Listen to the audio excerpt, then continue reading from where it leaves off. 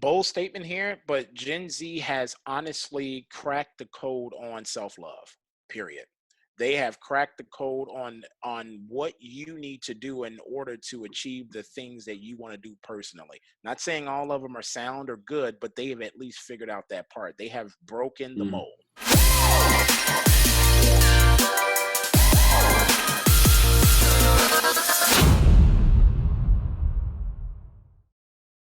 What is up, guys? RLTK PHX Real Talk Phoenix podcast, episode 27. Live from the crib. You know, it's quarantine. That quarantine life. Quarantine nights, you know what I'm saying? Quarantine days. We chilling. Yeah. We're in the lab. You know what I'm saying? We had to keep the podcast going. Yeah. It's been dope creating the content, having conversations. And obviously this time we had to get our guest on through Zoom. Yes. And so we're doing the best we can. You know, Zoom stock's gone through the roof right now. So shout out to Zoom for keeping us all connected as best as possible. Yeah. And that stock will and go Netflix today. too. Yeah. You checked out the Netflix party? Yeah, Netflix that's cool. Pretty dope. Yeah. Being able to have Netflix parties with people and chat in the sidebar about the movie, that's pretty dope. Anyways, I got special guest on for you as we always do. This is my boy. He's an entrepreneur. He's got his hands in all types of things. He's super intelligent, super knowledgeable, got a crazy story, and knows a lot about young people. So I'm super excited about our time together today. So I wanted to introduce my boy, Lenard Croft. What is up, boy? Hey. What's up, man? How you doing? Hey, how you, man? I'm doing fantastic. I really appreciate you guys having me on. Long overdue, right? Oh, for real, bro. Man, we've been trying to set up an opportunity for podcasting for like a good solid month or two. Yeah. At least. Absolutely. Like a month or two. And as you can tell, you got the gaming headset on, you know what I'm saying? Yeah, he's ready. He's probably gaming as he's doing the podcast. Yeah, probably real talk. He's probably gaming right now while he's podcasting. Got his phone out. Right? No, I put it away. I timed it perfectly. Man. I'm like, all right, I'm gonna get my war attacks in and I'm gonna wait. That's good. Funny. All right, man. So, hey, let our audience know, who are you? Tell us your story, man. Where are you from? Your upbringing, and then like, what are you passionate about? Absolutely. I'll even just start with the passion. I kind of christen myself a purist of people and a purist of society. I love people. You know what I mean? And I think that came from my upbringing. I grew up an only child. In Chicago, I grew up in the projects, and then upgraded from the projects to the south side of Chicago, hey. and then from the south side to the south suburbs of Chicago, where I finished up high school and things like that. And I had that usual storybook upbringing on the bad side, as far as like what usually lends itself, what is usually the antecedent to someone being a troublemaker, right? I had, a single mom, but my dad was around, but my dad unfortunately was strung out. He had bouts of being sober, where he would try and, be involved and be in my life. So it wasn't like he just bounced, it wasn't that story, but so I grew up around a lot of that. Yeah. Growing up in the projects and growing up in a lot of rough neighborhoods, never dove heavily into gangs and things like that. So I'm not a street dude. You know what I mean? Right. I have family that wouldn't let me be a soft dude. But I definitely was not, I wasn't a thug or anything like that. And I always had an appreciation for the arts, even when I was like way back to second or third grade, when I was donated a trumpet by my stepbrother. Yeah, I have a stepbrother who's a few years older than me, and I got donated his trumpet when I was in second or third grade, and started playing the horn back then. Started playing the all horns, actually. The trumpet I started with in third grade, and then I think by high school, just to get out, because I was overweight. Yeah. So just to get out of swim class and having to be at school super early, I completely switched instruments and went all the way to the bass clef down in the tuba, so I could just go into beginning band. So I didn't have to go swimming. But anyway, grew up in the projects, grew up around a lot of street dudes, grew up around a lot of my family members, and keep a lot of that quiet, but a lot of my family members who were just in that life without a choice. You know what I mean? Right. And I appreciated that, not only my family, but the streets, which is the reason why I think sometimes I get personally offended how quick some people who don't get it are quick to call things ghetto and not really understand them, because that's a good point. the real ghetto that I was from, they made it their mission for me not to become like them. It was like either you were in or out, right? And so there was this whole, I had a lot of people pulling for me to not succumb to that life or lifestyle. You know what I mean?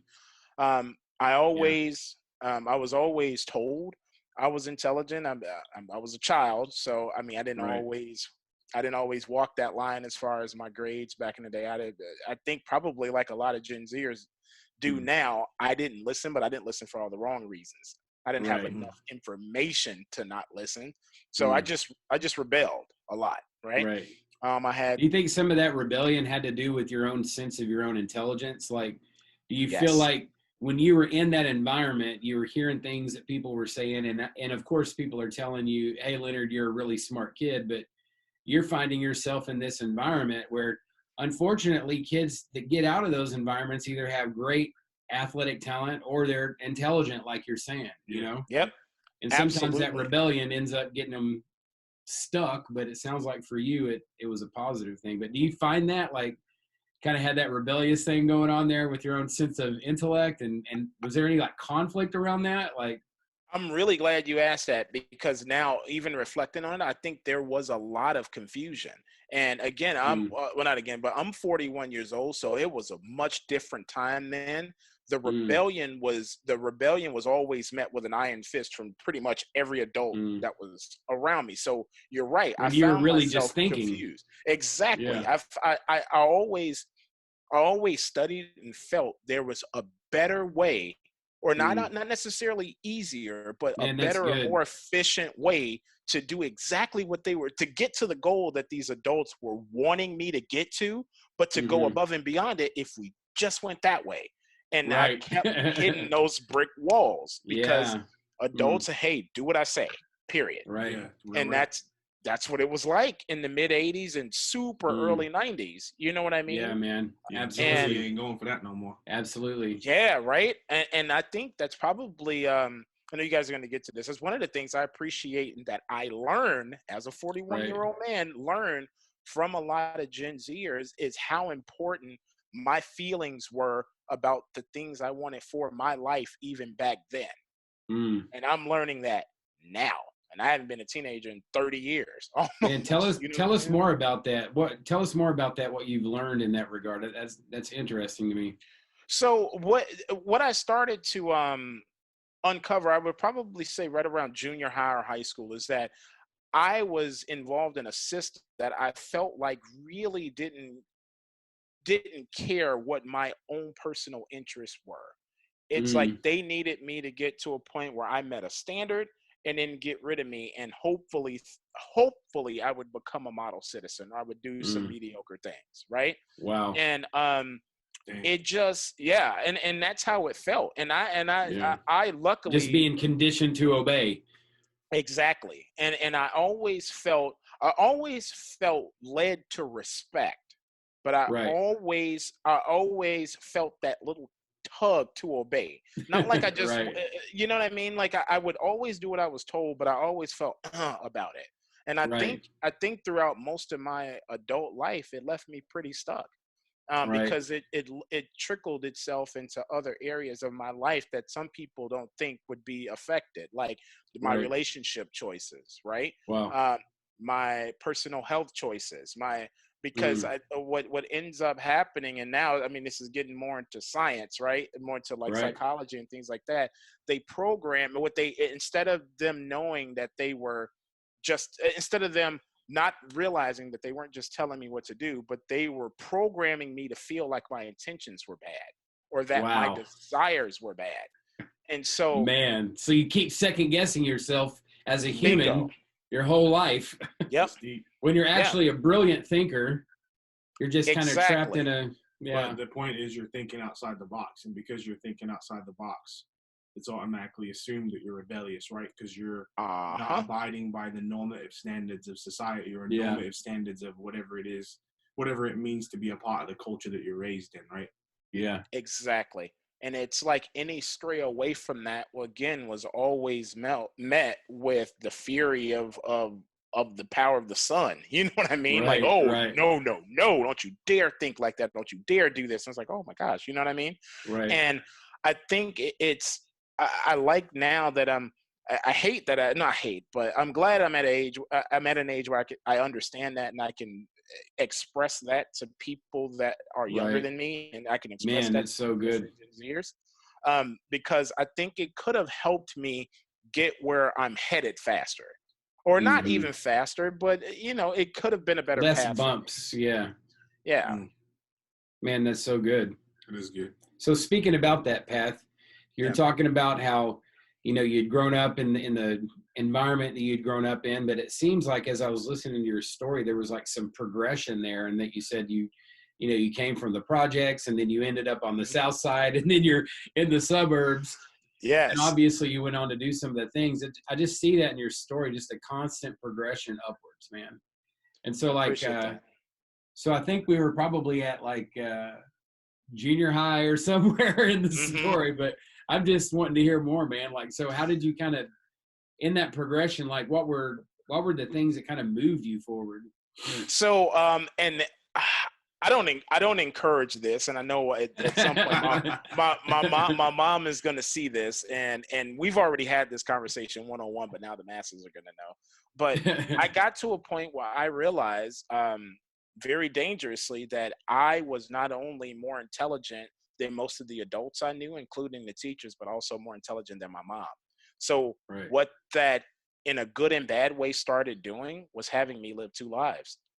I really did. Like, I would get to a point where I got so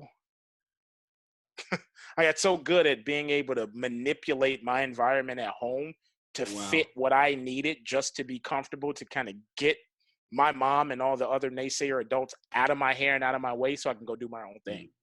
And that started to manifest itself even in high school. I got to high school, and not high school, even in junior high, when we were leaving off, I started making my own decisions for even my class schedule. I got to a point where my mom was so busy, like, she depended on me to give her that information. And because of the programming that she had, put me through, she put it out of her mind that I would ever be dishonest with her about serious things. And so it's almost like going back to the story of the invention of lying. I'm like, hold on, I could be completely full of crap with my mom about some real life ish, and she gonna buy it. Right. Dope. Oh like, right. Here we go. You know, in some ways, that mother's intuition probably knew, in that set of circumstances where it's kind of like, I know he's probably sharper than me. We can't say that right now. So I'm going to give him this autonomy right here. And I think sometimes, when you feel that way and you feel like you have to manipulate other people around you, in some ways it is for yourself, but in the other ways, it's also for the sake of that person's peace of mind. Exactly. Because if you just go off all the time with all the stuff you're thinking, you just can be an angry person. It's like you're blowing up on everybody, and That's deep, bro. You absolutely nailed it. And one of the things that I dangerously started to teeter into high school was I got so good at exactly what you just said, John, is I started neglecting myself. Yeah. And so, you know what I mean? I started getting so consumed with the need to be liked, and the need to be wanted, and the need to be accepted by not just certain groups of people, but everybody. Like, it became an obsession.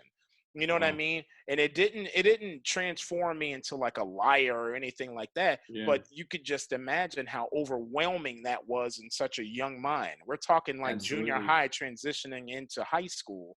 I'm in this pocket where, okay, look, I'm big. I grew up in the hood so I can fight. So the bullies won't mess with me, but I need the bullies to like me too.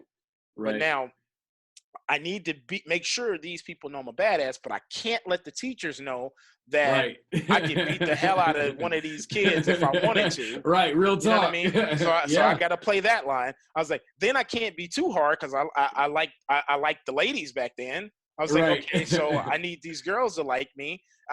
So I need to act this way. Then I was overweight, so I'm like, well, I got to be funny too. So you know what I mean? And then. And now we're talking about like a teen or preteen right now that's already wearing 5 hats. And thinking about all that stuff, you know, thinking about how can I get these people to like me? How can I get myself to fit into these groups? You know, you can imagine that Gen Z's worlds now is as complicated or more complicated than that, right? Oh my gosh. Yeah, because it's not just their local high school; it's the whole world. It's the whole world now. The world. Fractured families, friendships. Mm-hmm.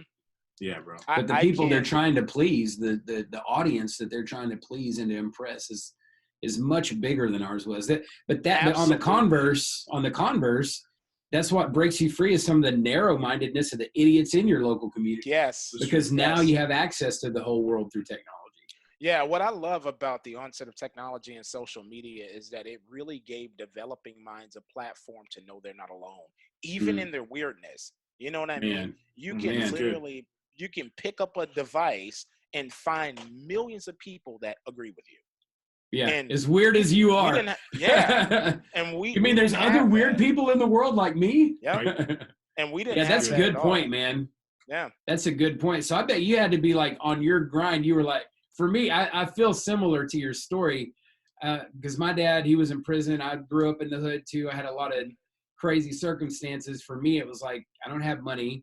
I'm not good looking. I live in a really terrible area. So what can I do? For me, that was music. I was like, if I can become a really great musician and I can fit in that lane, that's the thing. And I had obsessed over my craft, like becoming great. Like there were other people that played my instrument. You said you played trumpet. I played drums. There were like a handful of people in my little local community that played. And in my mind, I was like, I'm going to be that dude who's like, yo, have you heard John? John is ridiculous. He needs to get up out of here. You know, like in my mind, like that was how, like, so what was your niche? Like, what was the thing that you found that gave yourself that cred or whatever that you were looking for? You know what? I'm glad I'm answering this question now and not a year ago, because I think I'm a little more realized as far as, especially the more I develop myself as a behavioral scientist and understanding myself and being honest with myself more. I would have thought that it was music or it was, gaming or something like that. But it really was the thing that really kept me going, I think, was empowering other people. Wow. I really think that's what it was, because that's like, I'll be honest with you. I ended up really good in music, pretty phenomenal. Like I ranked in competitions and all that stuff. I played every brass instrument there was. But it always felt like a task. But I had an appreciation for the enjoyment of music. And I always liked helping others bring good music out of themselves. You know what I mean? That's why I got into being a producer. As you were talking, that's a profound point. You wanted to make other people happy, even for music. For me, what I had realized at some point, it wasn't about my craft. It was about making the people happy. Yes. You know, like when you're playing or you're doing your thing and you're seeing like a crowd of people go bananas, at some point it is about you and your craft, but at some point it's like, oh my gosh, look what I've been able to do for all these people. Yep. Like I'm helping these people enjoy themselves. Yes. Yeah. That's a freaking good point, man. There's no better feeling than helping someone take their worry away. And I'm not talking about like with a Band-Aid or a gift or something like that. I mean, to really be even a party to helping someone tap into even temporary joy.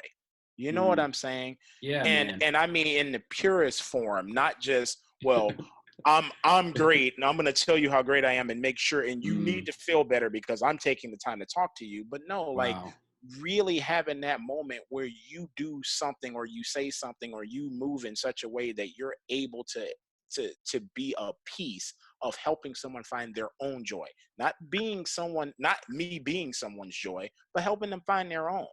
And honestly, allowing that to be the mission, because there are people who are a lot of it, and I'm getting back to like the progression up through high school and stuff. There are a lot of people who do things so that they can be recognized for it, but I've always wanted to, and even to the criticism of others, just wanted to impart into people and help them go be great. Really. I mean, I've encouraged people that have gone on to become music producers, like big time music producers. And to go on to be like successful artists, to go on to be successful businessmen. And I never once, in the purest sense, wanted anything from him ever. Have I even circled back to him like, hey man, remember I did blah blah blah, I introduced you? Yeah, Nah, yeah, yeah. it was just never about that for me. It's still not. Man, And that is so, amazing. yeah. When did you said it was about a year ago when you came to that revelation that was what was motivating you this whole time? Yeah, and as a matter of fact, so getting Only through the reason high I school ask part is of I'm it. encouraged by it, because I feel like Yeah, listening to your story, that's been similar for me, man. Like I feel like there's been a lot of things in my life just listening to you where I've done that. I'm like, man, like how much of me has really done this for, and I know that in me there's that desire, right? yeah. But that's just such a good way to evaluate everything you've done. You know what I mean? Like, I appreciate that. is this what's motivating me? Like Yeah, hearing I you say that appreciate that. Yeah. inspires me to be a better person. So See, and real that talk. makes me feel good. Yeah. That's exactly my mission But all the my time. my point is, it sounds like you came to this conclusion like pretty recently. So the I did. encouragement for me is like, I don't have to go on a like 30-year hiatus to discover this, No, and it's funny because and most of everything through high school and college was kind of the same. I only did like 2 years of actual brick and mortar college. I finished my degrees later in life. I started them early, like the traditional model, like we're told right after high school, go Right. do this, go do that, with little or no direction, right? Just hey, well, you got to go to college, you got to do this. Well, good advice, and they're right. But you need to have a path. So the reason why I came to that a little bit later in life is because I began to attach my passion to things that I just happen to be good at, right? And so I was good in music. I studied it. I had some organic instincts when it came to music, but I was just a good study. You know what I mean? I studied it and I learned it, and I just like you, I obsessed over it. I was never a great musician. I was really good, but I Yeah, kept spreading same. myself thin, right? And so it never and I never had that passion to do it when the lights go off. You know what I mean? Like it was just like, okay, it's practice time. Let me go blow everybody away, and then just couldn't wait to not be in that mode anymore, but still had a love for that music, right? And so Man. that trend happened all the way up to, unfortunately, 2 years ago, I lost my dad, right? And lost my dad, and finally after 25 plus years of being an adult, got professional help. A lot of people from the hood don't get professional help when it comes to their mental and emotional problems, right? So I finally went and got professional help and started to unpack a lot of things about myself that I never realized. So I kept telling myself for years, you know what? I'm just going to be the best businessman ever, and I'm going to be a salesman, and I'm going to close all these deals. I'm going to go do this, I'm going to go do that, and it just never felt like a passion. You know what I mean? And and I just continued that trend. And what happens is, when I was trying to make something out of nothing, when I was tried to get to the next level of that thing, the rejection hit much harder, because it was like, whoa, I'm working my ass off and I don't even really want this, but I didn't realize that yet. I don't even really want this. You told me no. I know I'm good enough to be there. Like, how That's dare a you tell me great no? I'm point. killing it. And then Yeah. so after some more therapy Dang. and going through some fire and flood, to be honest, I finally just got extremely honest with myself and said, man, do I care? You know what I mean? Like, why am I really, really, really, really chasing this? Why do I have my hands in all these things? Yeah. And then, like, and what I came down to is, I was keeping myself busy because I really didn't know what Leo wanted. Man. And so about it, maybe even less than a year ago, about a year or so ago, I said, okay, I'm going to tackle this one piece at a time. What's one thing that Leo wants? I don't want to be 420 pounds anymore. Wow. You were 420. 420 pounds. I said, Wow. I don't want to be over 400 pounds anymore. So I'm going to stop it right now. I can do that for me. Nobody else is even involved. I can do that right now. Man, good for you. And then once I started down that path, I'm like, okay, so what else about myself don't I like? And then so what I started to do about a year ago was pick apart the things I didn't like in others. Because really, scientifically, in a typical mind, atypical minds are another story, but fresh out of all behavioral science books, we're only able to emotionally connect to things that resonate with us. That's why we have those emotional responses when somebody strikes a nerve. That's why I even call it that. That's what I started doing. I'm like, man, the things I'm the most critical of in others, let me try and discover them in myself. And then I noticed like I would talk crap about things and people to myself that I felt like I should have. Like, I should be doing that. Well, this person don't even do, like, hating. Let's just call it what it is. Yeah. And then on the inside. on the inside. So I did the same thing I did with the weight loss. I told myself back then, I was like, I didn't want to be overweight and unhealthy anymore. I don't want to be a hater anymore. And then I started thinking about, I was like, man, I blew up about not being recognized as an established music producer. I'm like, man, I be making beats and nobody does this, nobody does this, nobody does. And I'm like, do I really care though? Like, do I really want to be a beat maker? Do I really want to be someone that That's sits so in the good, lab? man. You know what I mean? I was like, do I really want to be that? Or do I want to be the person that produces in a room with other creatives that can come in and maybe drop a seed and inspire and drop a nuke of inspiration in the room and then bounce and then just enjoy the finished product The later. moment. Exactly. Maybe I just want to be the person that connects this drummer with this person in the music industry and just watch the magic happen. Like, it's a great way to live, man. Yeah, it's like maybe I don't want to be that person, and I started just removing those small things off my life. So that's I think the reason it's a little bit later. I think the reason it's difficult for most people to think that way is because everything that they want to do is tied to the profession that they choose, or it has been historically for most people. And I think that that's why the technological age that we're in, and like you were saying, Gen Zers, they're questioning all that. Like, why am I going to do this job that I hate so that I can do all this stuff over here? I'm just going to go do all this stuff over here.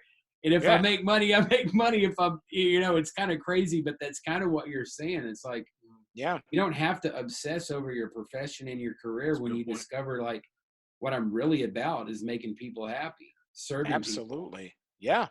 And that's a great point. And you're right. And then it doesn't matter what you do.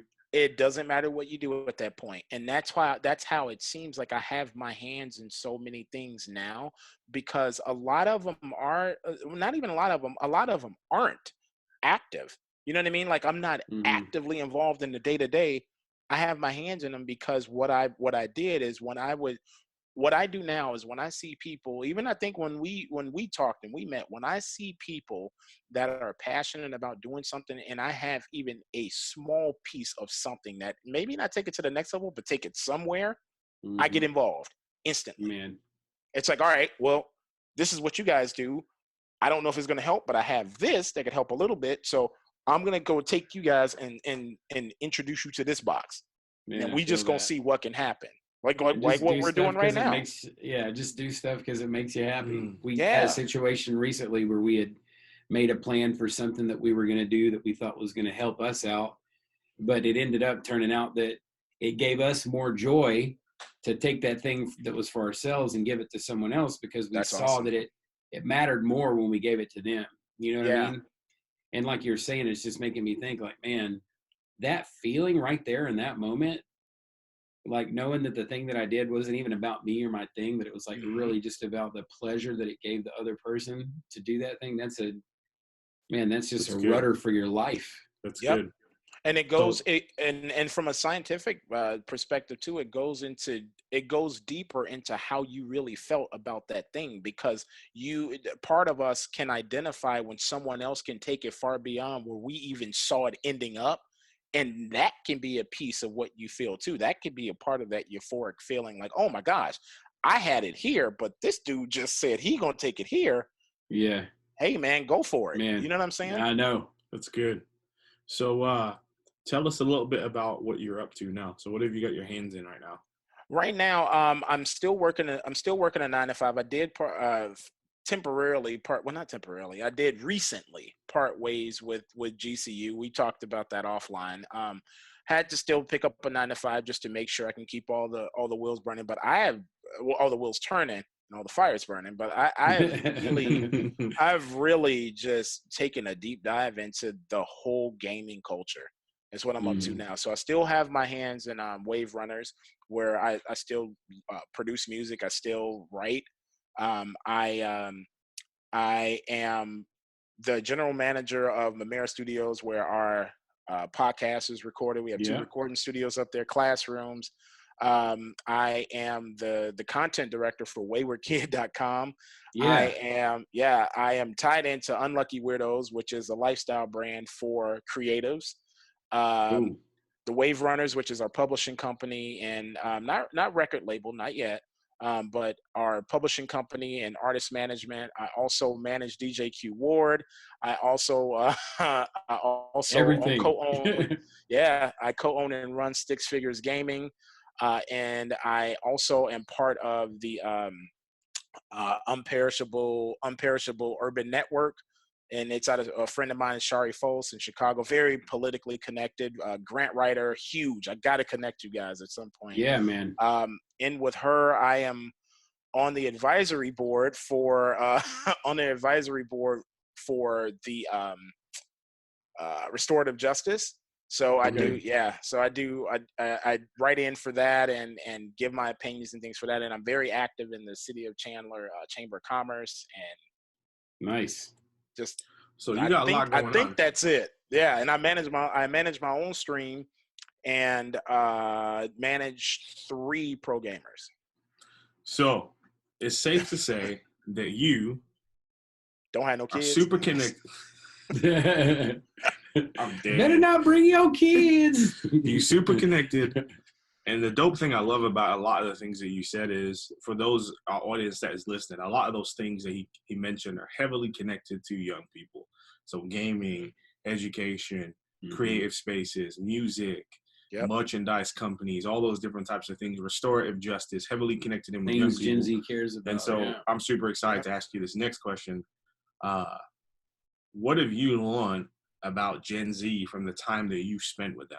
And I'm assuming you spent a lot of time with a lot of young people in a lot of different places. Yeah. Some that are like super inspired and passionate and creative and pursuing dreams, and then others that are still trying to figure that stuff out. Like, what do people need to know about this generation?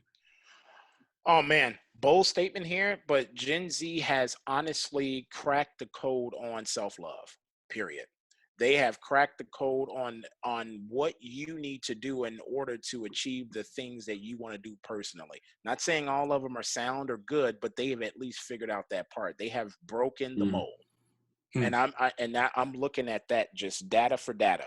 If you take if you take the last 3 generations, they have honestly cracked the code.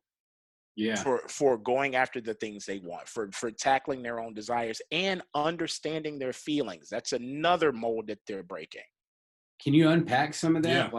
Absolutely. Just for the sake of our audience. I know that's some super high level thinking stuff, but if you could maybe kind of unpack some of that for us, it'd be awesome. Oh, absolutely. So here's what a lot of people don't understand. The whole idea of computing, going back to the beginning, like creating algorithms and making machines that can at some point think for us, right? It was all developed with biology in mind, right? And so what people don't understand is your brain is a lot smarter than your thoughts, right? So your body is a lot smarter than your thoughts as well. And so when we were being desensitized to ignore our feelings, Gen Z dives right into their feelings. And that's important because our bodies actually send us physical triggers that we have dumbed down to emotion to let us know which way to go, period. It's like a buzzer. It's like a ding or a buzzer, ding or a buzzer. And Gen Z has figured that out. And that's what I mean by what they've taught me, as far as like making sure that I'm remembering not only listen to how I feel, but listen to my body. What do you think has led to them being able to figure this out? Like, what's caused them to be able to discover this that other generations haven't been able to do? Big success with people that look like them, move like them, and are their same age, and seeing the failures of people, the generations that are older than them. Period. So would you say that's seen mostly us fail and seen their friends succeed? Okay. So by friends, you mean peers, people in their own age group who are creating, who are starting their own businesses, who are doing their own things, or living better than their parents. Dang, living that's so true. Living happier than their parents. Man, that's good. And you can. That's hard for parents to hear. They've seen marriages that are broken.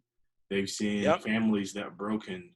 Yep. And they see their friends on Instagram and different things like that are making hundreds of thousands, millions of dollars. Mm-hmm. And their next day at school might be their last day at school. Yeah, I mean, it makes me think of this girl that we know. Yeah. That in the East Valley, actually, that she like makes millions of dollars, and she was talking about how people would hit her up and pay her $20,000 to make an Instagram post, and it's like what? And she's like probably 16 now, 17 now. Yeah. She's been doing that for several years, and she's got millions of followers on social.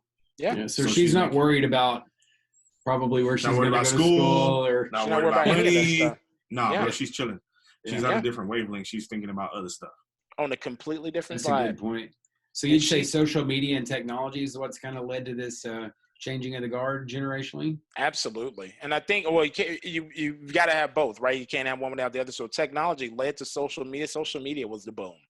That's what did it. Because think about it. When we were younger, we had chat rooms, but it was different. It was completely different. It was a novelty and still kind of entertainment for us. It was not a lifestyle. It hadn't become a lifestyle. And it wasn't about monetization. No, nothing was being monetized. The only way we thought people could make money is if you were lucky enough to have one of those domain names everybody wanted, and somebody would buy it from you for billions of dollars. But that was it. That was it. Social media, and I would almost dare to say Instagram, man.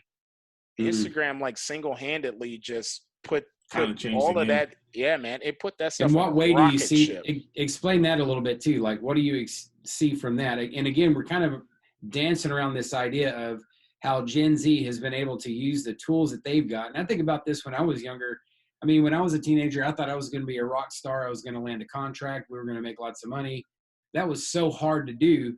I sometimes think, like, gosh, if we would have had Instagram to be able to show people how talented we were, or YouTube, like, we just kind of missed our time, you know? Right.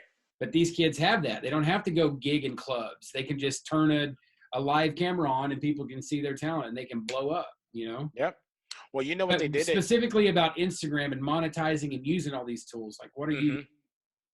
They did it in reverse. They changed the game. They did. They did it in reverse. So what these young people started to do, instead of begging people to pay them to create content on Instagram, they just went after doing what they loved and found a way to make money after that. Like, oh my gosh, how'd you get 10 million people to follow you as you jump off of your bed and do a flip on a mattress holding a doll or something? Like, how do you get millions of people to do that? Like, well, just like you just said with the other girl, I'll tell you for $20,000.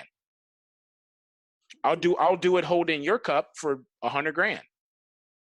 And then all it took was one company to go, fine, sure. And it's like, what? And then the influencers were born, and they just kept going. Yeah. And that's kind of the point, right? All the younger generations, they don't watch television. So advertising dollars are going to eventually have to go to social. Yep. And the thing about I've seen with Gen Z, like, my generation, we all watched the same shows at the same time, or we recorded it on our VHS. So we were all plugged into mass media. These guys have mass media, but it's personalized. So they literally can have an audience of, like, you could say, what, like 30, 40,000. You're like, oh, that's no big deal. But they monetize that small audience, and they're just making money hand over fist from advertising dollars. Yeah. Yeah. It's ridiculous. It's crazy. You look at these streaming networks with these gamers and even the Instagram people. I don't know what the Instagram split is, but I know on streaming networks, it's 50-50. So $30,000 people doesn't seem like much, but when you take $30,000 times $2.50 a month, that's a lot of money.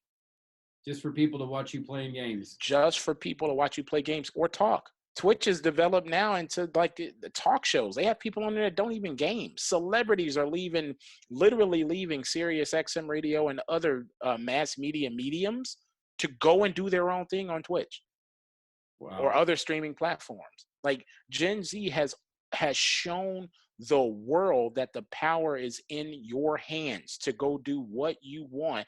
And the part that we're starting to realize now in our generation is that we've always had the power. They literally just unlock the door. They showed us. It was almost like how we used to do with how the old men used to do us back in the day. We do something wrong. Oh, give me that. You know what I mean? That's exactly what Gen Z did. We're all sitting. We're sitting here like we're sitting here like this. Like, but oh see, man, that's this is fun. reversed. And they're like, give me that. Yeah. That's what's reversed. I see it, and this That's might. so I don't know if we have this question, but like at some point, influencers, people who want to learn how to influence Gen Z, they're going to have to come over to Gen Z's way of thinking. Yep. And I see a lot of people who have influence, and it's almost like they're trying to have this old archaic way of doing stuff and kind of trying to be like, hey, if you don't do it this way, somehow you're out of sorts or you're wrong. Like, are you seeing that? Like, yes. And what I'm also seeing, and again, no shot at anyone this has happened to, and I'm seeing the people who are refusing to evolve with this process fail. Yeah. Dang. I mean, people have to mature themselves. You can't. People have to mature themselves to the point of allowing themselves to learn from younger people. Period. That's hard to do, man. Good, man. It's really Period. It's hard for a lot of people to do. That's one of our values, or one of the things that we like to teach. We call it becoming a student. Mm-hmm. And the whole idea is you have to become one who can learn from younger people. The You things have that to. you don't understand about their world, let them teach you. And it's actually an opportunity to connect with them and build a relationship and build trust, right? Mm-hmm. Yeah. And it kind of speaks to this whole idea that the pipeline system, the way that we have always looked at the position of authority in society, has been completely eradicated by this generation, right? Really like has. the playing field has been completely evened up. Yep. And so now the person who has the authority is the person who has the most followers. You know what I'm saying? Yep. That's so the true. person who has the authority is the person who has enough people paying attention to him, and whatever they say is what everybody else is basically smoking, right? Yeah. And so that's just Period. That's just big facts. You know what I'm saying? Like, there ain't nothing you can do about that. Let me tell you something. There are, I don't know that I have specific names, but I've heard it so many times over the last, especially 5 years being connected to the music industry. There are people out there selling out maybe 2,000 to 3,000. That's extreme, but like up to 1,000 people venues every single week, right? They have like this huge local following, maybe even have a couple states on lock. They go into these record company meetings with 100,000 followers. They don't even get to sit down. They're like, but wait a minute, I just independently made like $250,000 in the last 6 months just selling out shows in, I don't know, Tucson, Chicago, blah, blah, blah. Like, these are small venues. Like, hey, that's cool. Come back when you got 1 million followers. Man. So there's qualifications now to even be able to get those record Chance deals. wrecked the game. They are literally writing contracts. Murdered the game with what he did. He smashed that. That's what Gary Vee's doing to bro. business too. He did. Smashed that And whole you want to hear a name that doesn't come up enough in the music industry that I think should be almost christened the one of the princes of Gen Z as far as content creation, Soulja Boy. Really? Soulja Boy is absolutely that video that he made with the Crank That Soulja Boy that all us old men hated. Right, because we knew it was changed. It was all YouTube.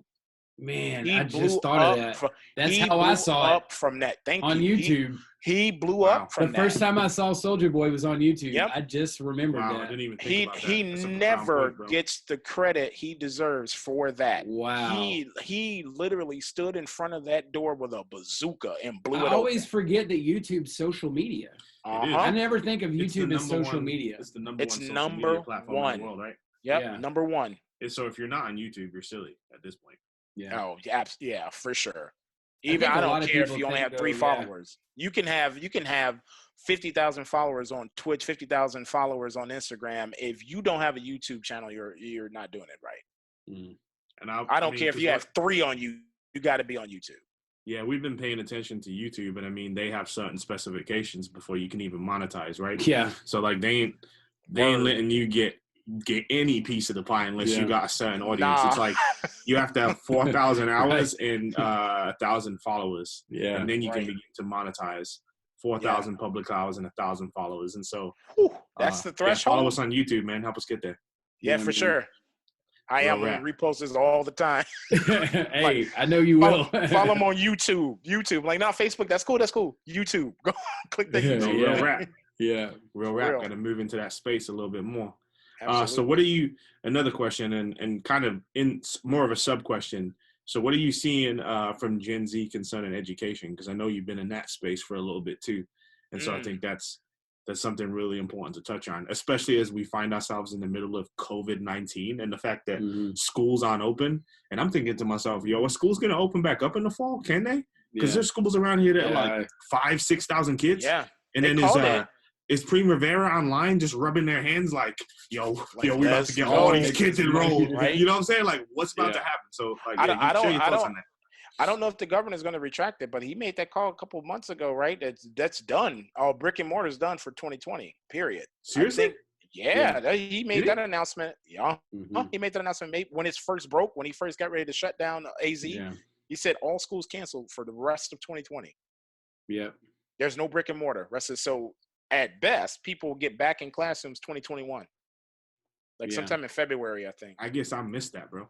Like, bro. Yeah. Schools are done until 2021. Yo, and if somebody knows different, when you hear this podcast, correct us and drop it in the comments so we know, because I want to know the truth. You know what I'm saying? Yeah, the last I heard was what Lenard said. I was thinking more about beyond 2020. I was thinking like, man, are we going to even go back to schools after this? Because I had heard that this is the first month or the past month, April was the first month that there hasn't been a school shooting in America since it's the first time. Bro, that broke my heart. Yeah, the first March since 2002, I think it was, or 2006, where there hasn't been a school shooting. And it was just like, I was like, that breaks my heart. Yeah, that's crazy. Dang. Oh my goodness. And the reason why there hasn't been one is because the school's closed. Yep. No, but back to your question. Here's how I think Gen Z is going to influence education, or already has, and I think it's going to even get on a rocket ship after this COVID-19. I think Gen Z is going to put a stronger demand on the modality of all education and also the content. They are sick of being taught and told the same crap. No, they want specialization. Exactly. They want progressive content. They want their interests in the classroom. They're not interested in learning things that they're not interested in. Right. It's good. And they're taking a stronger platform on not being sucked into it. Just saying, no, look, I know this is what you want to, this is what you taught my dad and what you taught his dad and what you taught my uncles. Nah, I ain't going for it. Let's talk about this. Let's look at how fast Gen Z made STEM part of most curriculums across the country now. STEM was a specialization a few years back. Esports. I'm even thinking about, so I know several teenagers now who have dropped out of high school and just get their GED when they're done. Yeah. They just drop out. Like, yo, I'm out. I ain't about to spend another couple years doing this. I'm going to go do what I want. Yeah. Absolutely. And here's what's really funny about that. You would think after all the preaching that they did to our generation, the government and the other adults that were before us, you would think this would be beautiful to them. Like, hey, these kids are ready to get out of school and start contributing to the economy right now. Support them.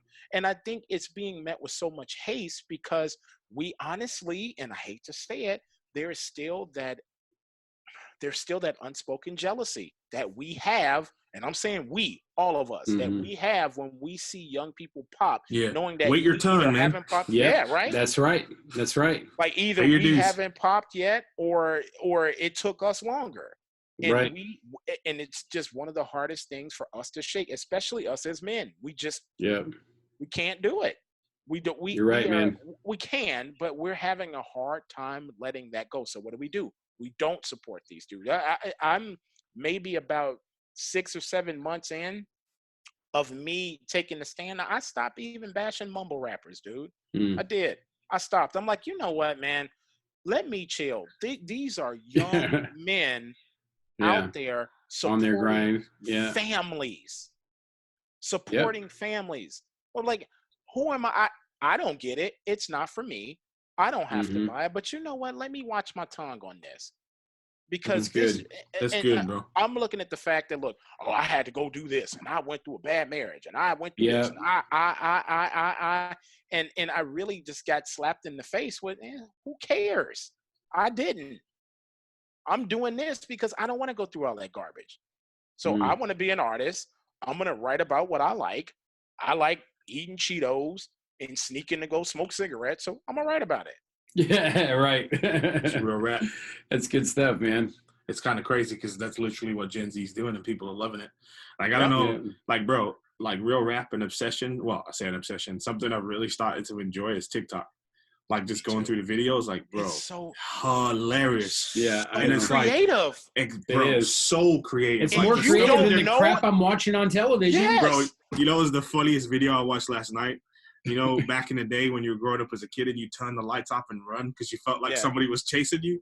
And then they shot one of those videos and they had someone all dressed in black chasing the kid to his room as he's running. And he like grabbed his legs when he went up the stairs. And as he was going up the stairs, he grabbed his legs. Bro, it was so funny because it just reminded me like how I felt when I was a kid. Like, that's exactly how I felt. Especially when nobody was in the house. Turn the lights off and dip upstairs. I can't tell you how many nightmares I had, bro, of being dragged down the stairs. Right? You know what I'm saying? And how beautiful that these children can be that creative. I don't know that you guys have tried to make TikTok videos, but bro, it's like trying to use Final Cut Pro. Like they have like these little templates. I mean, it's way more simpler than Final Cut Pro, of course, in the for sure. studio. But you gotta know what you're doing. Yeah. You gotta, and also that you gotta have the vision to do it. These kids are doing this on their own. They're not using producers, or they're not using like they may use a crew of their homies. They learn themselves. They're visualizing this stuff, and they're literally bringing their passions and their visions to life for 30 seconds. I know. And it's inspirational. And to think about how genius you have to be to communicate what you're trying to communicate shortly and concisely. Yeah. You know what I'm saying? And that's what they're doing. Yeah. Very concise and very quickly, grabbing your attention, communicating what they want to communicate, making you laugh, making you think, inspiring you, whatever it is, in that short 30-second video. And look at how much impact they're having on entertainment and technology. Look at Quibi. Quibi just launched. Yeah. Right?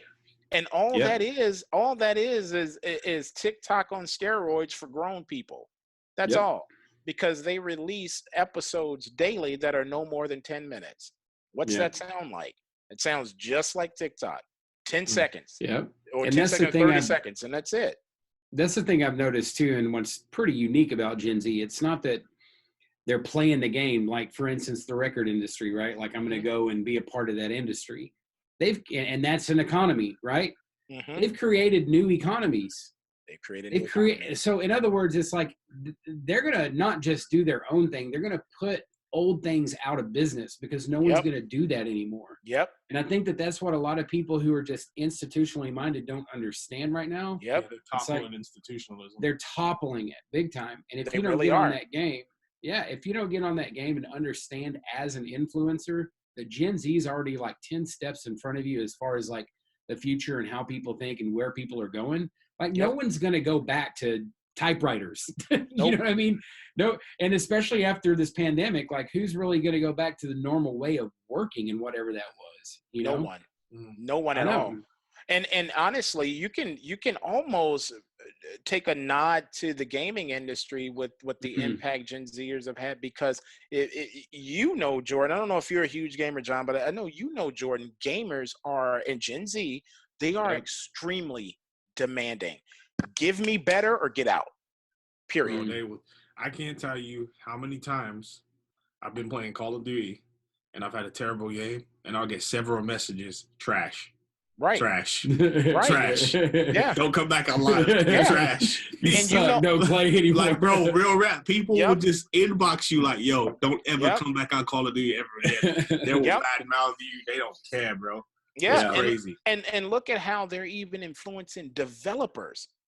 Look at people don't want to talk about this, but I don't have the numbers, but I would bet just from how I understand business and how I pay attention to trends, I guarantee you EA or Electronic Arts is on the verge of bankruptcy. Why? Because they kept giving gamers the same, and Gen Zers, because they didn't start to really see an increase in these complaints until Gen Zers started playing video games more frequently. Because now it's like, I'm sorry, I'm not giving you another $60 to give me the same crap. No, right. I'm not buying your game. You got to give me something different. You got to come with it. And that's what why the happened? Call of Duty franchises had to change stuff up because they've been Bingo. getting bad mouth for a Madden. second. Madden. Look at the companies that thrived and the ones that didn't.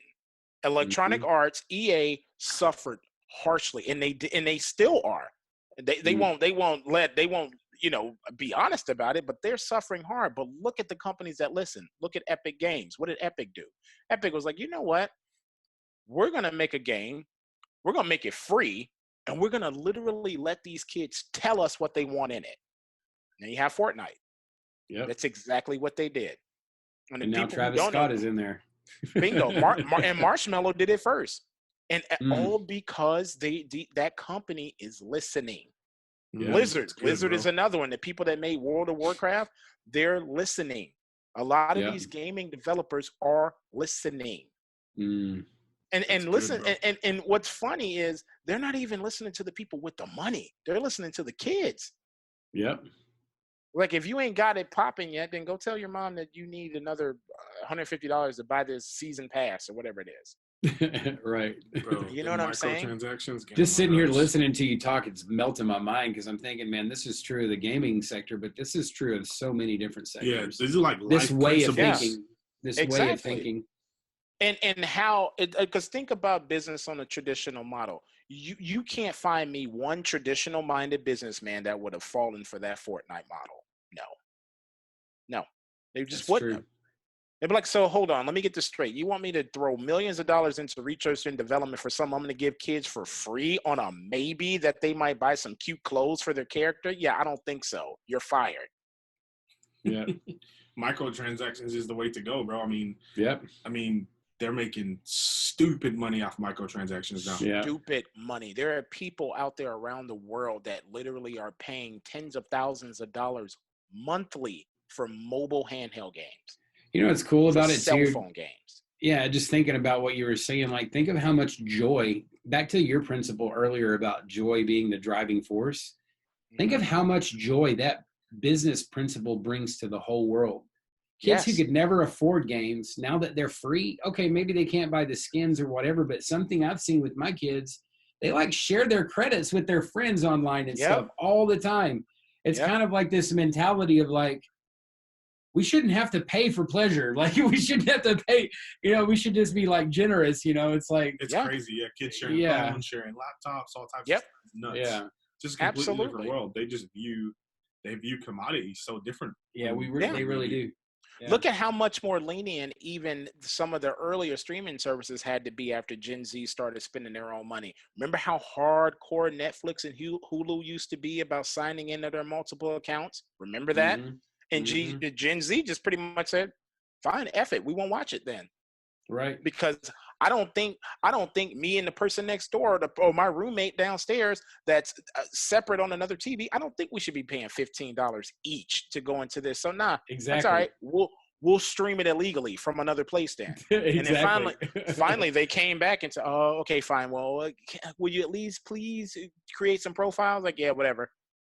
And then what they silently, I know, bro. I'm telling you. Yep. What they silently did, and people don't get this. They have unlocked that door now. I don't even think they have a cap on how many people can use your Netflix password. I'm pretty sure there's one out there. But then you had companies that listen, like Disney, come along and was like, tell you what we're going to do. We share your password with whoever you want for the first year or so. We don't care. Yeah. Yeah, Disney's messing the game up right now with that. They really are, especially if they start putting movies on there. I heard they're going to stop doing that. They're going to stop putting movies on there. So, the movie theater business has already gone. I heard AMC's tanking on that type of stuff. But hey, I don't know if they filed bankruptcy yet, but I think they're going to. They're going to. Another question for you, and it's a little bit more specific, back to education concerning university. What do you think is going to happen with that? With Gen Z, do you think they're going to throw it out the window? Do you think they're going to stick with it? Like, how is the university setting going to have to change? You're going to have the doctors have to go to universities. Yeah, I think you're going to see a big shift in curriculum. I think you're going to see a lot of universities are here to stay. Only because they're just like you were saying, John, they're just too many different things that have to be learned, right? And so many things, especially hard sciences that have to be taught. You have to be taught to be an engineer. You have to be taught to be a doctor. You have to be taught to be all these different things that just lend themselves to practitioner degrees, right? You're just going to have to do it. However, I think you're going to see a huge boom in offerings and types of programs that people go after. Like, and this is going to sound really silly, but I would almost bet you're going to start to see kind of like the Burger King model. There are going to be a lot of universities that start to adapt a have it your way type of degree. Like you're going to see these people saying, hey, I want a degree, I want it named this, and here's what they're going to come up with this checklist of different things that you have to have in order to have your degree be sound. You're going to start seeing this new model of people going forward, fueled by Gen Z, declaring to these universities the type and name of degrees they want. They're not going to be put in these boxes. They're just not going to do it. Yeah. Dang. They're not going to do profound, it. Bro. That's they're profound. not going to. How quickly do you think this transition, how quickly could you see it transitioning? 5 years? I would say 5 years or less, as quick as they start listening, because what's happening is these companies and these people that are governing everything with this old money, they're learning by failure, because it's not like Gen Z is not, what I've gathered, they're not the generation you can say, be patient, be patient, be patient. It's like, no, okay, no, I'm not going to. I'm just going to I'm just going to move around you, right? Yeah, I'm just going to move around. Or I'm going to create it myself. Yep. And that's what you're going to see happen. Crazy. Yep. That's exactly what you're going to see happen with these universities. I do think you're going to see a huge collapse in Ivy League learning. Wow. That's where I think you're going to see well, you see what they're all doing already, right? Did you hear what happened? I signed up for one.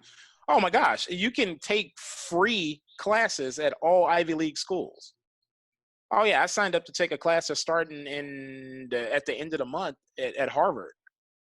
Yeah, it's a class about like tech and business. Yeah, all the Ivy League schools are giving away courses now. Like online, you just Oh yeah, you just get the content, or what is it? Look, oh dude, it's an actual course. And get this, speaking of microtransactions, Jordan, you can upgrade to a certificate bearing completion for $120. Harvard. Wow. Get a certificate from Harvard for $120. A certificate of completion in this specific concentration. It's one course, but it's a specific concentration, and you get an actual certificate of completion for Harvard if you upgrade to that level of it for $120-something. Wow. They're trying to make a little bit of money, obviously. Yep. They still think that brand has some sort of meaning to Gen Z. Yeah, it doesn't, but it has meaning to me as a millennial, and I know. Probably yeah, because we were brand conscious.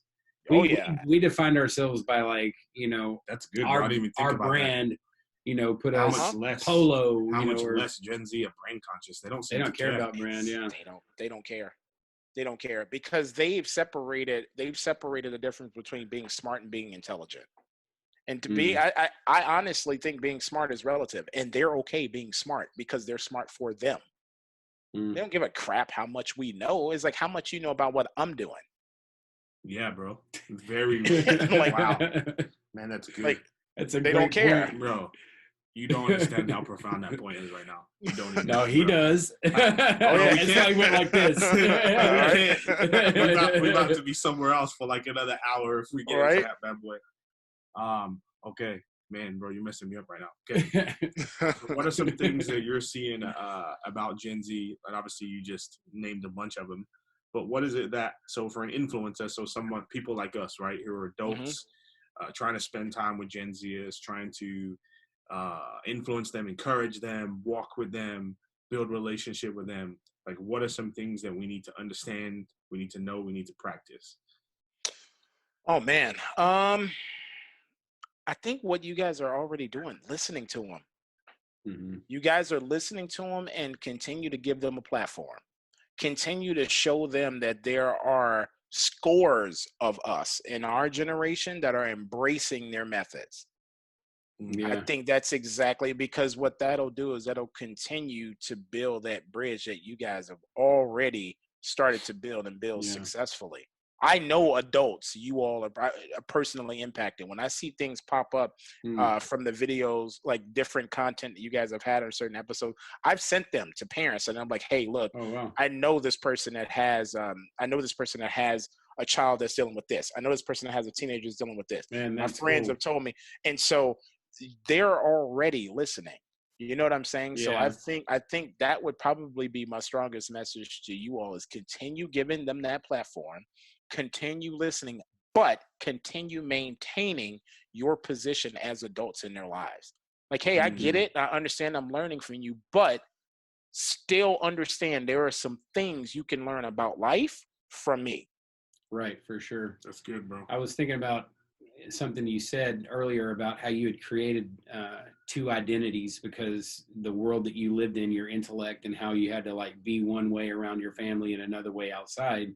Mm-hmm. And I think that Gen Z is very much like, whereas you, that was kind of an anomaly because technology has kind of advanced a lot of kids in this regard, and where they kind of know more things than their parents or the adults around them, you know? So it's almost like things that we need to be aware of as influencers is that they could be living a double life. Yep. And I've seen this before, like parents just their kids commit suicide. They had no idea.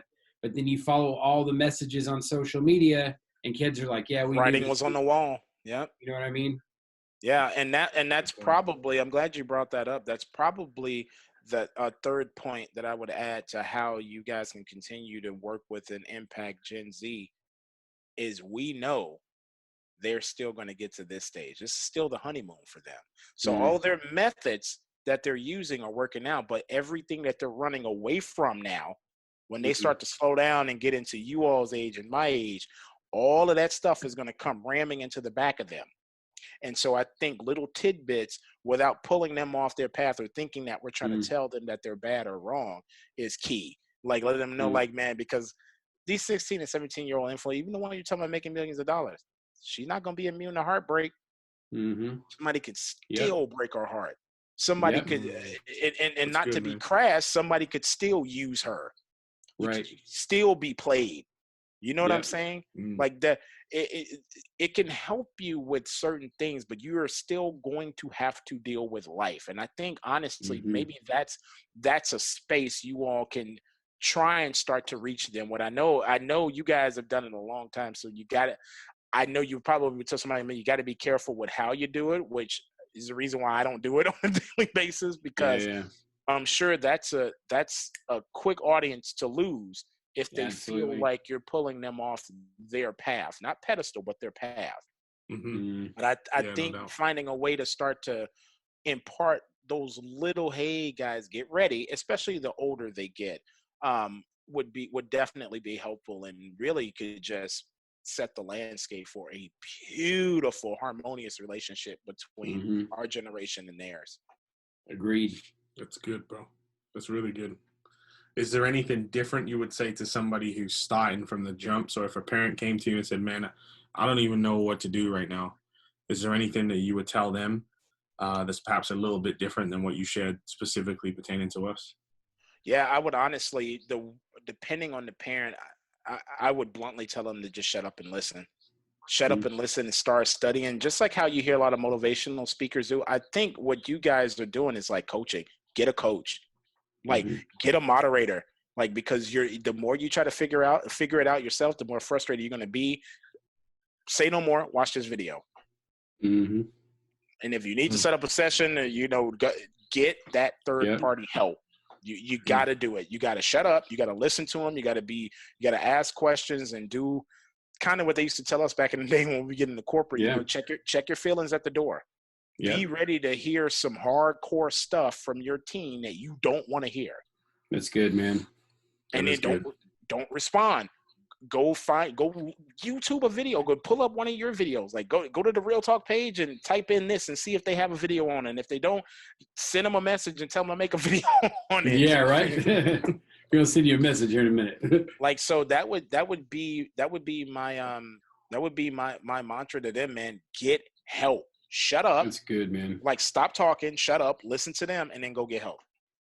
That's good, bro. That is really good. Because trying to figure it out is insanity. You'll just drive yourself insane. That's true. I agree. I think probably the thing that's helped us the most is just the ability to listen to these students.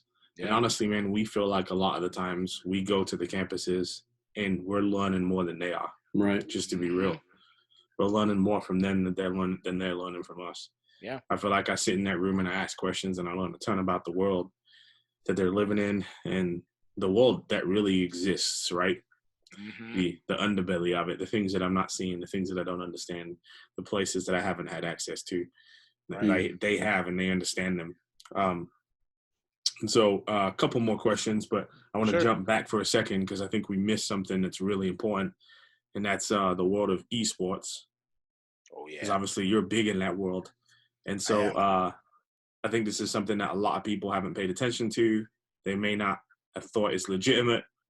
And now it's like this money-making machine. Like before, it's like, all right, you want to be a professional soccer player, professional football player, professional basketball player, better go practice. But the reality is the same is now true for esports. Yep, right?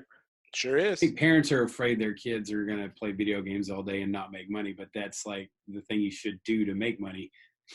It seems, right? Or so it seems. Legit. It's legit, like you just said. It's no different than the amount of time people practice for football.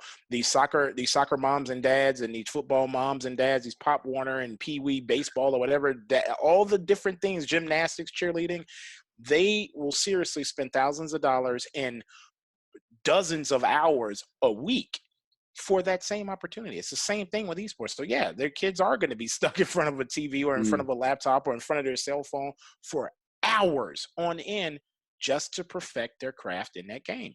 Absolutely. So using that scenario, how likely would you say for a teenager who had some athletic talent, if their ambition was to become a professional athlete versus a gamer who was kind of talented, if they really focused on their craft? Like, what is the odds of the gamer monetizing his talent versus, the kid becoming a professional physical athlete? Because there's more ways to monetize it. There's more than what you don't actually have to become a pro competitive gamer to make money in gaming. You don't have to compete at all. You could just be a streamer. So imagine this. Look at if you go to, let's say somebody went to Duke to play basketball, right? Great program, right? They go all 4 years, or 3 years, they enter into the draft, they don't get drafted, right? They have to now rely on their degree to go find a corporate job or maybe become a coach or do something like that. With pro gaming, you start from your living room. You create a free streaming page, right? All you have to do is sit in front of it and game all day long and get in front of social media. So you may not ever go pro, but like you said earlier in your example, you might end up with 10,000 followers. That's not a bad living at $2.50 a month. Right. How many kids are out there with that many followers, would you say? Oh, good God. Enough for it to be profitable. Enough to make your head spin. Yeah. Seriously. And what's crazy is the people that are really out there killing it financially are in our generation. Really? So they were able, they just kept their ear to the ground with Gen Zers and people like Dr. Disrespect, Shroud, Tim the Tatman. These are all dudes in their 30s. So they're like millennials and Gen Xers? Absolutely. Wow. Making millions of dollars. Even people that live here, like SS Sniper Wolf, I think she might be just about 30 years old. And so, I mean, there are more opportunities to make money. All right. Yeah. and a longer, you have a longer lifespan in that career. So it can pay off for a lot longer. I mean, it's rare you see anybody play football for more than 12 years, and you never really see anybody play basketball more than 20 to 22 years. The average NFL career is 3 years. 3.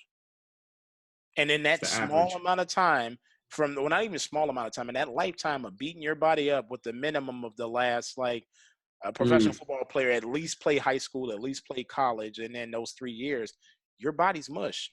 Well, that's why these Gen Zers who play sports, I've talked to some of them, and they're like, I'm just going to play esports. I'm not going to, I'm not going to go beat my body up to be a professional athlete. If I can game and I can take my skill and talent, I'll just play for fun. I won't kill my body to be a professional athlete, and then I'll just start gaming online. It's pretty freaking brilliant. Absolutely. I was blessed enough to. Oh, okay. Actually, I'm glad you used as an example. You know who's pretty much a pro streamer now, right? Who's that? Ronda Rousey. Ah. At what? Yeah. What's she doing? Bro, she Animal Crossing, all kind of other video games. She's a full-time streamer now. She's a streamer with endorsement deals. She's a pro gamer now. So she just plays games and streams? Yeah, she doesn't. And maybe when the WWE comes back, she might fulfill the rest of that contract. But those two industries work hand in hand. The video game industry and the WWE, that's a marriage. It always has been, right? Wow. But I think she's completely done with MMA. She doesn't need it now. Yeah. Why beat her body up? Wow. Yeah. Why continue? I don't even think she's 32. Why make her mind the mind of a 70-year-old woman by just getting the crap beat out of her for the next 5 years until she ends her career? She's like, nah, I'll just go do this. Again, so people that are choosing to listen to Gen Z. It's kind of back to what you were saying. Gen Z is doing. We're going to do what we love. Just thinking about Ronda Rousey. Before streaming and that was a thing, she had some talent. She had some ambition. So she put herself in her craft, never thinking she would do something like this later on down the road. But now she's doing it. Why is she doing it? Because she's doing what she loves. And now it's not that she doesn't do judo anymore or anything like that, but now she can do it for fun. Not because she has to. That's the only way she can make money. I think the interesting thing too is the reality. Man, that's crazy. Doing what you love changes. It does. And I think that historically, right, you've worked one job for 30 years or 40 years or 50 years, and then you retire and that's your life. Yeah. I know what now? Years, I saw a post earlier, it said, hey, millennials, how many jobs have you had in the last 15 years? Or it just said, how many jobs have you had in the last 15 years? Not necessarily millennials. And I saw 10, 7, 15. Yeah. I'm thinking, damn, you've had at least, you've changed jobs at least once every 2 years. You know what I'm saying? Yeah. And it's there's so many of us that are doing that now. Yeah. And it's because, once again, our passions change, right? Or something happens in that company and we don't like the way that they're functioning. We don't like the way that they're operating, right? And so we're like, yo, I'm out. I'm going to go do something else. I'm out. Yep. And it gave me a sense of comfort, actually, because I've had a couple jobs the past few years, you know what I'm saying? Yeah. And you're passionate about it for a while, and maybe you do stick in that job for 10 years. You're lucky enough to find somewhere you're comfortable working with for the long haul, but then there's a lot of places that it's just that fire runs out. Stone, You know what I'm saying? Yeah. Yep. Millennials definitely started that. Because I think baby boomers and Gen Xers were a little bit more like, yo, company men.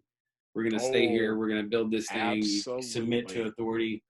And then the millennials just kind of changed that whole. We're good. Yep, exactly. And Gen Z is we'll on another level. We'll just create our own companies. We don't need your companies. We'll create our own. Thanks, but no thanks. We've seen what you guys have done. We don't like it. We'll do something else. Yes, we don't like how you move, so we're going to create what we like. And then we'll take all your people. Which moves us into our next question, which is a big question. What do you see the future looking like with Gen Z at the driver's seat? With Gen Z at the driver's seat, I think we're in for a bright future. And I think it's because there's going to be a societal shift to living. And I really think for the first time since the beginning of modern commerce, we're going to see people earning more but caring less about what they do to earn that income. People are really going to get out and start living. I really do, because I think when Gen Z starts to get into power, they're going to start making that a requirement. Just wait. We ain't seen nothing yet. Wait until they actually start getting to being lawmakers. Just wait. Wow. Just wait, because here's what I think is an unfair look at Gen Z. Gen Z has been unfairly pegged selfish, and they're not. They're actually more caring about society because they care about causes, not just themselves. They actually have, on paper, seem to be way less selfish than a lot of, especially baby boomers. You know what I mean? Very true. They don't subscribe to that. I'm self-made. Nah. It's look, I got my crew. And my crew is going to. They're running packs for real. Exactly. Squad. Squad goals. Squad goals, Yeah. exactly. And they are good, they're staying very true to that. And I think once just buckle up. I'm here for it. I'm glad that, and then there's so many people that are in fear of that, like, oh man, these are the same idiots that are going to be in charge when I'm an elderly man. I'm like, well, thank God. I'm like, because it's gonna, by that time, people like Elon Musk is gonna be an old man, and he's gonna already have a whole bunch of free thinkers out here making everything in life easier. That's fine and with better. me. And Agreed. wanting people to actually live instead of just earn. Like we were conditioned we were just conditioned to earn and not live. That's so true, man. And we were in, that's challenging, bro. Yeah, and we were at the same time taught that living is bad. Yeah. That you're selfish somehow if you live. Right. You know, because you're not giving your whole life to the whatever. Yep. That's why you have the company. That's why you have people like me in their 40s still get butterflies in their stomach about telling your parents about a big purchase. Yeah. Wow. Damn, like, that's deep, like bro. seriously, not buying a car and not putting it on social media because I didn't want my mom to know. All out of that fear, she gonna be like, well, she gonna ask me how much I spent, and she gonna think I spent too much, and she gonna think I'm like, but this helps me live. I feel better. Mm-hmm. Like not posting my stream links to Facebook because I don't want my mom or my older aunts and uncles to be like, oh, here you go playing them video games again. You know what I mean? Right. I feel every bit of that, man. So, because it's real.